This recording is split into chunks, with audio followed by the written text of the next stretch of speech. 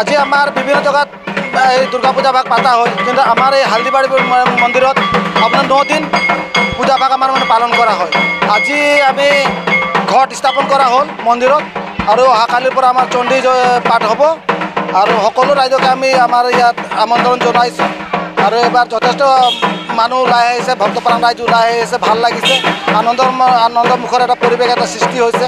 আজি হালদিবাৰী বুঢ়ীমা মন্দিৰত আমাৰ ভাল লাগিছে, আৰু সকলোকে আমি শুভেচ্ছা জ্ঞাপন কৰিছোঁ। প্ৰতি বছৰে আমাৰ বিভিন্ন আমাৰ এই ওচৰে পাঁজৰে যিবিলাক দুৰ্গা পূজা হয়, আমি 9 দিনে পালনটো পালন কৰে, কিন্তু আপোনাৰ মূল হিচাপে 4-5 দিন কৰে। কিন্তু আমাৰ হালদিবাৰী বুঢ়ীমা মন্দিৰত যেতিয়াৰ পৰা আমাৰ মন্দিৰ স্থাপন হৈছে, তেতিয়াৰ পৰা আপোনাৰ 9 দিন আমাৰ ইয়াত পূজা ভাগ পালন কৰা হয়। মা সেৱা কাৰণে নামে আৰু সেৱাটো কৰে।